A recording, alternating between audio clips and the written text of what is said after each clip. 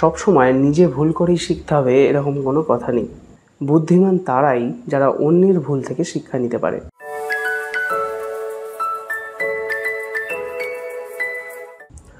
নমস্কার, সকলকে দুর্গাপুজোর শুভেচ্ছা এবং অভিনন্দন জানাই। নিজের স্বপ্নের বাড়ি নিজেই বানান এই সিরিজের আজকে দ্বিতীয় পর্ব।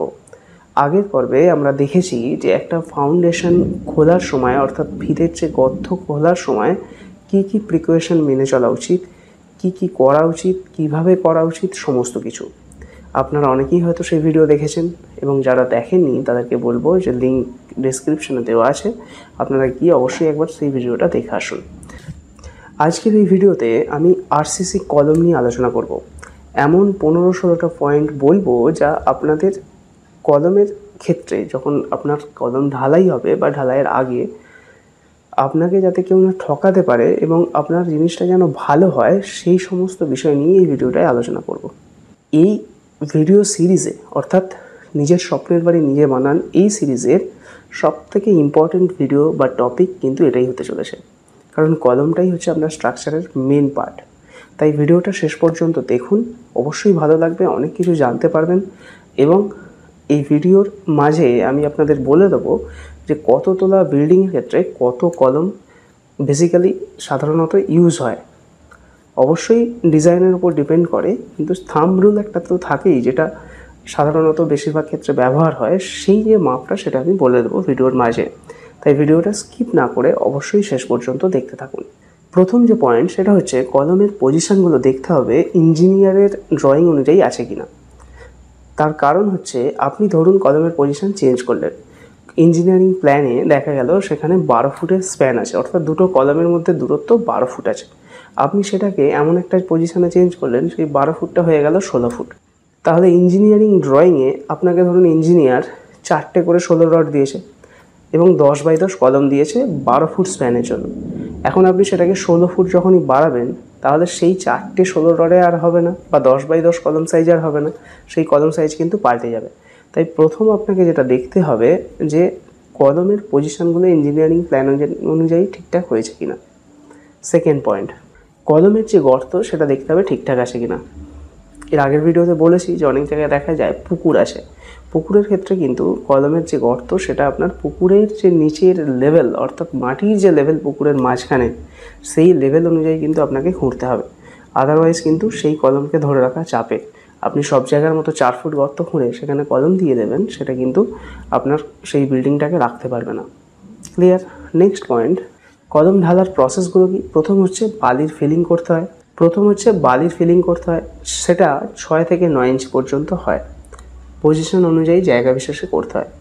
সেকেন্ড হচ্ছে ইটের সোলিং করতে হয়, ব্রিক ফ্ল্যাট সোলিং যেটাকে আমরা বলি, সেই সোলিং করতে হয়। তারপরে সেখানে একটা পিসিসি দিতে হয়, সেই পিসিসিটা 6 ইঞ্চি চওড়া দিলে সব থেকে ভালো, অনেক জায়গায় 4 ইঞ্চি দেওয়া হয়। এরপরে যে মেন কলম স্ট্রাকচার সেইটা করা হয়, অর্থাৎ মেন কলমের যে ফুটিং বা বেস সেটাকে করা হচ্ছে। এটা হচ্ছে বেসিক পার্ট। কলমের যে জালি, যদি আপনার 16 রডের কোনো কলম হয় বা বড় বিল্ডিংয়ের কলম হয়, সেক্ষেত্রে অবশ্যই 12 রড দিয়ে আপনি জালি করুন। আদারওয়াইজ 10 দিয়ে জালি করতে হবে।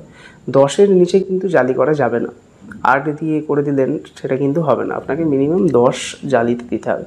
এবার জালির দু সাইডেই 5 ইঞ্চি গ্যাপ দিয়ে আপনাকে রডগুলো দিতে হবে। সাধারণত 5 ইঞ্চি সেন্টার টু সেন্টার হয়, কিন্তু এখানে আপনি 5 ইঞ্চি গ্যাপ দিয়েই করুন, তাতে মোরাললেস হবে, কিন্তু কোনো অসুবিধা নেই। 5 ইঞ্চি গ্যাপ দিয়ে আপনি বোথ সাইডে করবেন। এবং জালির দু সাইডে যে রডের যে দুটো সাইড, সেই সাইডে যেন এল থাকে অবশ্যই।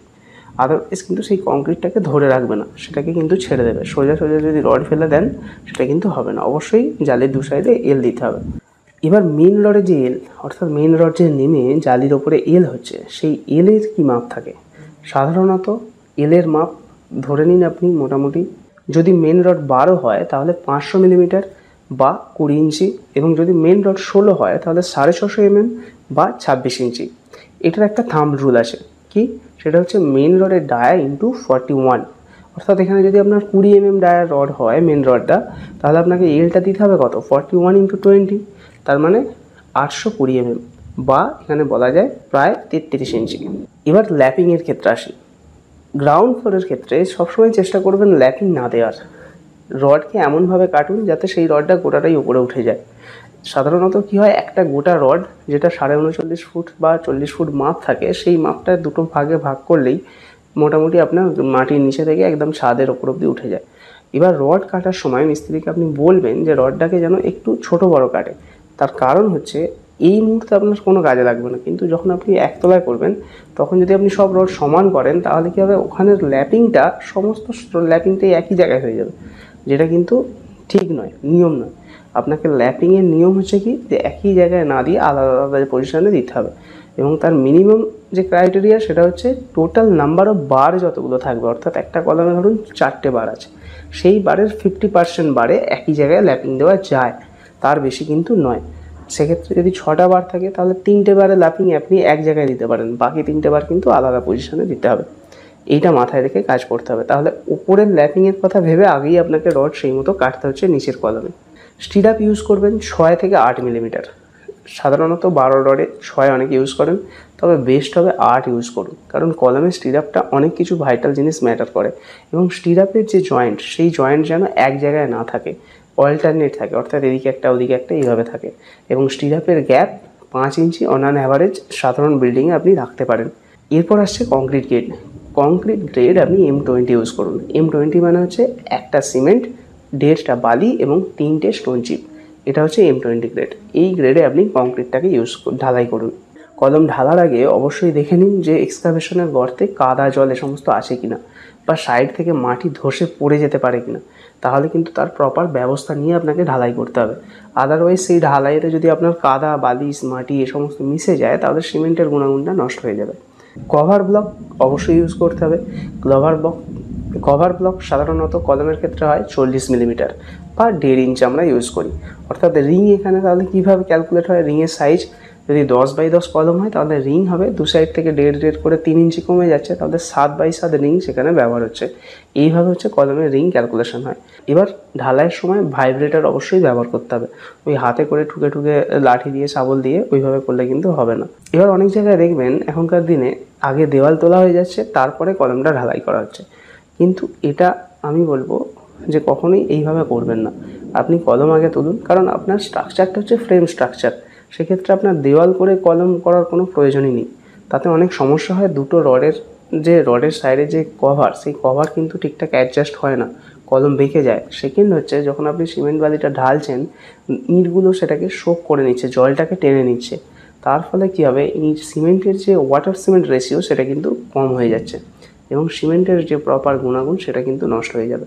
আর কলম তো আগে তুললে পরে ইঁট গাঁথলে অনেকে বলছে যে সেখানে ক্র্যাক আসবে, এগুলো ভুল কথাবার্তা। বড় বড় স্ট্রাকচারে আগে কলমের স্ট্রাকচারই হয়ে যায়, পরে ইঁটের দেওয়াল গাঁথা হয়। তার প্রপার নিয়ম আছে, অর্থাৎ কলমের গায়ে দেওয়াল যখন তোলা হয় সেখানে প্রপার চিপিং করতে হয়, করার পরে সেই দেওয়ালটাকে গাঁথতে হয়। আদারওয়াইজ নর্মাল কলমের গায়ে যদি দেওয়াল গাঁথা হয় সেটা এমনিই ফেটে যাবে।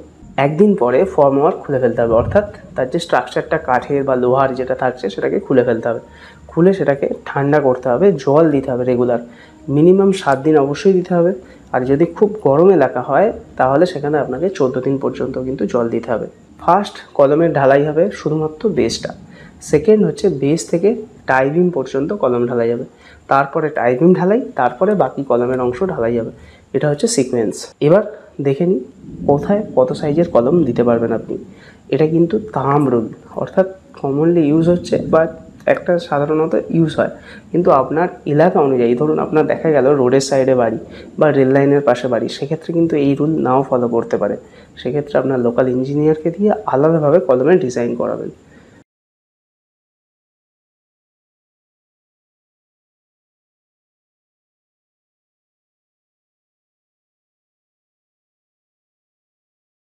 বুঝতে না পারলে ভিডিওটা আবার একবার দেখবেন পরে সময় করে, অবশ্যই বুঝতে পারবেন। খুব ক্লিয়ারলি বলা আছে, এবং ভিডিওটা বানানোর উদ্দেশ্য এটাই যে আপনি যাতে লোকের কাছে না ঠকেন, মিস্ত্রির কাছে না ঠকেন, এবং আপনার বাড়ি আপনি বারবার বানাবেন না, সেই বাড়ি যাতে খুব ভালোভাবে হয়, সেই কারণেই এই ভিডিও বানানো। ভিডিওটা কেমন লাগলো তা অবশ্যই কমেন্টে জানাবেন।